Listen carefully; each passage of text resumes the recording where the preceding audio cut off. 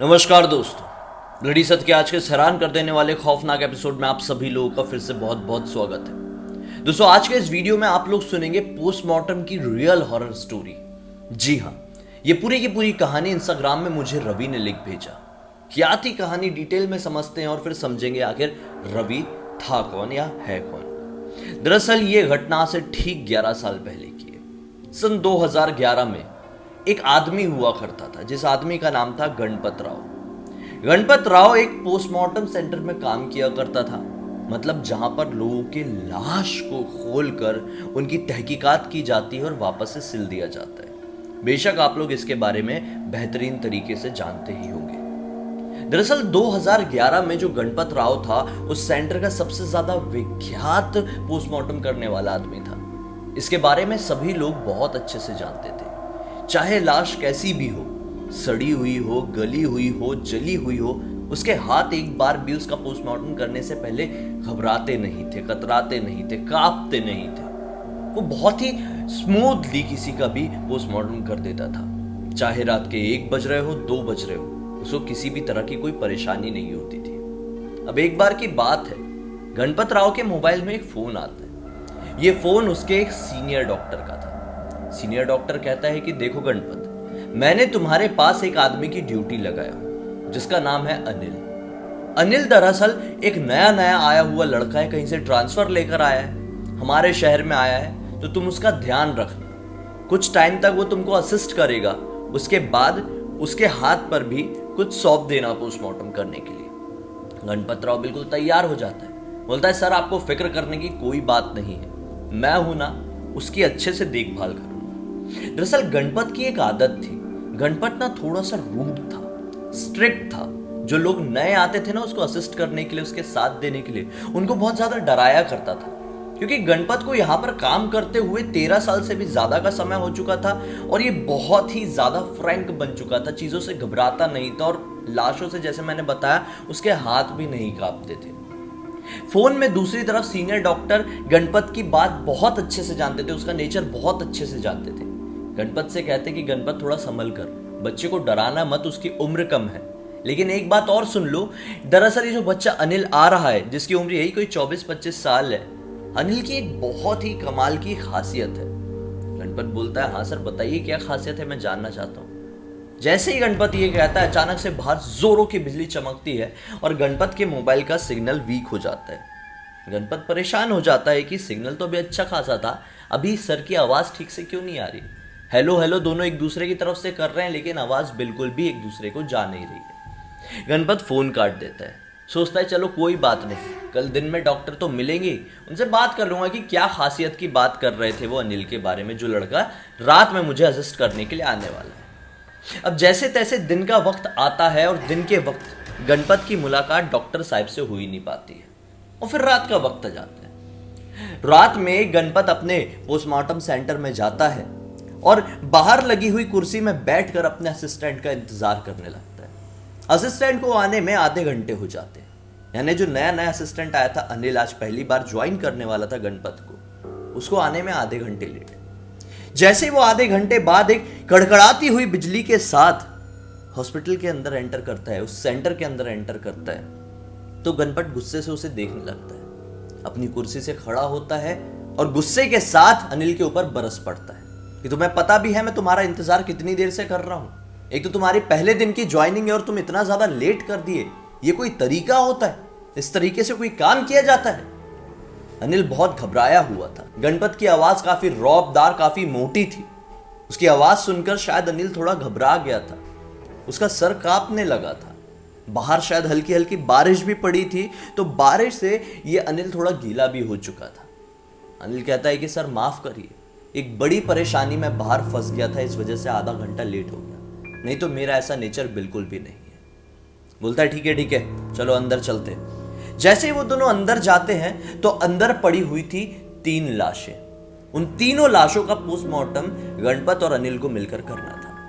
गणपत, जैसा मैंने आप लोगों को बताया, काफी ज्यादा स्ट्रिक्ट और रूड था बाय नेचर। तो वो अनिल को पीछे ऐसे एक हाथ से रोकता है और कहता है कि देखो मैं पहली लाश का पोस्टमार्टम करूंगा, तुम ध्यान से देखना, और जिस तरह से मैं करूंगा उसी तरह से तुम भी सेकंड लाश का पोस्टमार्टम करोगे और फिर मैं आराम से बैठकर देखूंगा। अनिल तैयार हो जाता है, ज्यादा कुछ बोल नहीं रहा था। अनिल अब धीरे धीरे धीरे आगे बढ़ता है। उतने में गणपत उस लाश के पास पहुंच चुका था। अब जो अनिल था, अनिल को गणपत यह कहता है कि देखो भाई, मैं यहां पर पिछले 13 साल से काम कर रहा हूं। मेरे पास तरह तरह की लाशें आती हैं, लोग तरह तरह की बात भी करते हैं कि कहीं आपकी मुलाकात किसी भूत से तो नहीं हुई है, कभी भूत से आपका कोई सामना तो नहीं हुआ है, कोई भूत प्रेत आपको कभी परेशान तो नहीं किया। लेकिन मैं इन सारी चीजों से कभी नहीं घबराता, क्योंकि इस तरह की चीजें इस दुनिया में एग्जिस्ट ही नहीं करती। देखो, तुम भी इस बात का बड़े ध्यान रखना कि इस दुनिया में कोई भी तुमसे पूछे कि भूत प्रेत की प्रेजेंस क्या होती है, तो उन्हें सीधे जवाब दे देना कि हम तो पोस्टमार्टम करते हैं, रोज लाशों के साथ हमारा सामना होता है, हमने कभी भूत प्रेत एक्सपीरियंस नहीं किए। जवाब में अनिल कहता है कि नहीं सर, ऐसी बात नहीं है, भूत प्रेत होते हैं, उनकी भी एक अलग दुनिया होती है। आप मानो या ना मानो, इस कमरे में भी काफी सारी आत्माएं मौजूद है। इस बात को सुनकर गणपत को गुस्सा आ जाता है, क्योंकि गणपत उससे 13 साल सीनियर था और यहां पर एक कम उम्र का लड़का उसे इस तरह से जवाब दे रहा था। गणपत कुछ कहता नहीं है। वो जो पोस्टमार्टम करने वाला वो जो चाकू जैसा होता है वो उसको उठाता है और सामने रखी हुई लाश में घोंप देता है और अचानक से पूरा यहां से लेकर यहां तक गले तक पूरा फाड़ देता है। हाथ डालकर अंदर से उसका दिल निकालता है और दिल को बड़ी ध्यान से देखकर कहता है कि शायद इसका दिल बहुत कमजोर था। मुझे ऐसा लगता है कि इसके दिल में कुछ दिनों बाद छेद होने वाला था। गणपत की अजीबोगरीब आवाज, अजीबोगरीब बात सुनकर ये बहुत अजीब सा, वियर्ड सा एक्सप्रेशन देता है। अनिल घबरा गया था कि ऐसे कोई बात थोड़ी करता है यार, लेकिन गणपत इस तरह से ही बात कर रहा था। अपना दोनों हाथ उसकी बॉडी के अंदर डाल देता है, सामने वाली लाश के, और उसके अंदर के ऑर्गन्स निकाल निकाल के देख रहा था, अपना कुछ नोटपैड में नोट कर रहा था और वापस रखते जा रहा था। इस घिनौने मंजर को देखकर अनिल बहुत ज्यादा घबरा गया था, क्योंकि गणपत जो पोस्टमार्टम कर रहा था वो काफी ज्यादा, मतलब ऐसा क्रीपी वाला टाइप का था यार, मतलब डरावना एक्सपीरियंस देने वाला था। जब उसका लगभग पौन घंटे में पूरा काम होता है, यहां पर अनिल खड़े खड़े देखता रहता है।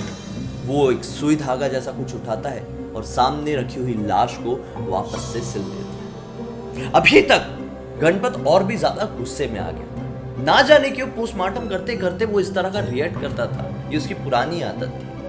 अचानक से अनिल अब दूसरी लाश का पोस्टमार्टम करने के लिए आगे बढ़ने लगता है, क्योंकि गणपत ने ही कहा था पहली लाश का पोस्टमार्टम मैं करूंगा, तुम खड़े होकर देखोगे, और दूसरी लाश का तुम पोस्टमार्टम करोगे और फिर मैं खड़ा होकर देखूंगा। अनिल बढ़ने ही लगता है कि गणपत चाकू उठा के सीधे अनिल को दिखा देता है, बोलता है कि रुक जाओ, मैं दूसरी लाश का पोस्टमार्टम करूंगा। ये बहुत ज्यादा घबरा जाता है। अनिल का पूरा शरीर कांपने लगता है, चेहरा पूरा ठंडा पड़ जाता है। अनिल 2 कदम पीछे हटता है। अब वापस से गणपत दूसरी लाश की तरफ बढ़ता है। दूसरी लाश की तरफ जैसे ही बढ़ता है, उसके बाजू में लगा हुआ था एक नोटपैड। ऐसा रहता है ना हॉस्पिटल्स में, डेड बॉडीज या फिर पेशेंट्स रहते हैं, उनके पास, उनके बिस्तर के पास ऐसा नोटपैड लगा हुआ रहता है। वो नोटपैड जैसे ही गणपत उठाता है, देखकर हक्का बक्का रह जाता है। उसके हाथों से नोटपैड गिर जाता है। उसको अपनी आंखों पर विश्वास नहीं होता है।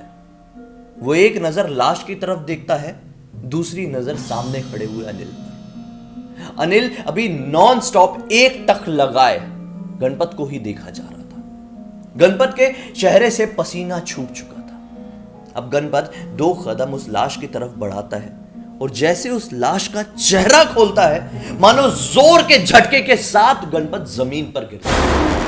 अनिल अभी भी अपने आप को संभाला हुआ था। यह सारा मंजर अनिल एक ही जगह पर खड़े खड़े देख रहा था, जैसे कि मानो कोई अनजानी शक्ति ने उसे वहीं पर रोक कर रखा। गणपत ये सब कुछ देखकर बिल्कुल पागल सा हो गया था। अब अचानक से जब ये सब कुछ देख ही रहा था अनिल, और गणपत इस तरह से बेड के पास गिरा ही हुआ था, तो अनिल एक हल्की आवाज में कहता है कि सर, देखा आपने, मैंने आपको कहा था ना कि भूत प्रेत इस दुनिया में एग्जिस्ट करते हैं।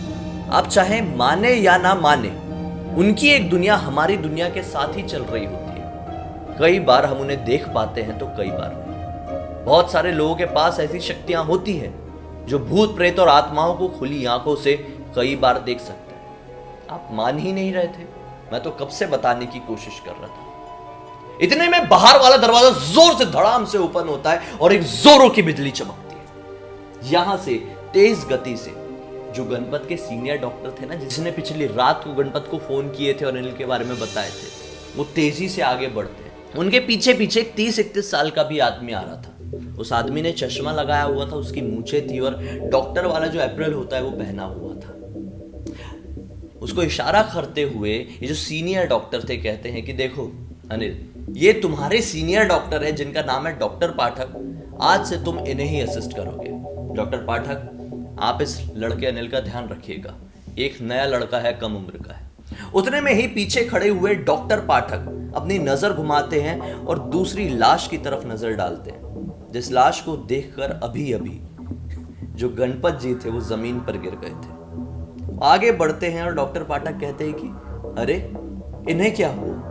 कल रात तक तो ये ठीक थे, शायद आपकी तो कल रात में इनसे बात भी हुई थी।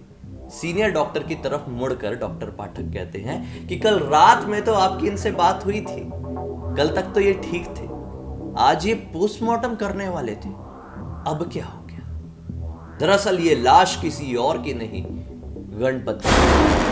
गणपत की मृत्यु पिछली रात को ही हो चुकी थी। जवाब देते हुए सीनियर डॉक्टर ने यह कहे कि पता नहीं, मैंने इनसे फोन में बात किया और फोन में बात करने के बाद मैंने जब वापस से आधे घंटे बाद इन्हें कॉल किया तो ये फोन नहीं उठाया। दिन में जब इनकी डेड बॉडी हॉस्पिटल में पहुंची तो ये समझ में आया कि इनको रात में दिल का दौरा पड़ गया था और इसी वजह से उनकी मृत्यु हो गई थी। देखो तो हाँ डॉक्टर पाठक, आप इस लड़के का ध्यान जरूर रखिए। डॉक्टर पाठक मन में ये सोचते हैं कि बताओ, ये जो लाइफ है कितनी अनप्रिडिक्टेबल है। कल रात तक ठीक थे, आज लाशों का पोस्टमार्टम करने वाले थे, आज मृत्यु हो गई। ऐसा करके उनकी लाश को वापस से ढकते ही हैं कि सीनियर डॉक्टर अनिल का एक और इंट्रोडक्शन देते हैं और डॉक्टर पाठक से कहते कि डॉक्टर पाठक, क्या आप ये जानते हैं कि इस लड़के अनिल के अंदर क्या खासियत है? वही खासियत जो गणपत को भी बताने वाले थे सीनियर डॉक्टर पिछली रात को, लेकिन बिजली तड़कने की वजह से वो बता नहीं पाए थे। डॉक्टर पाठक कहते हैं कि बताइए क्या खासियत है?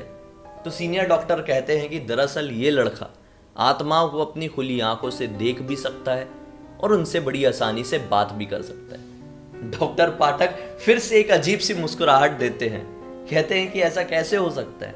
आत्माएं वगैरह तो इस दुनिया में एग्जिस्ट ही नहीं करती है।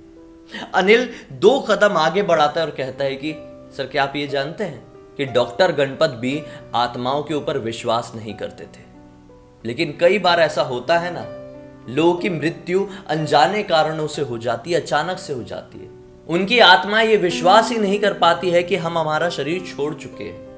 वो बाहर निकलती है और फिर यही कहती है कि भूत प्रेत तो होते ही नहीं, आत्माएं तो होती ही नहीं। लेकिन सर, आप मानो या ना मानो, कोई आत्मा भी माने या ना माने, आत्माओं का खुद का वजूद इस दुनिया में एग्जिस्ट करता है। क्या आप लोगों को आज की एक कॉम्प्लिकेटेड कहानी समझ में आई?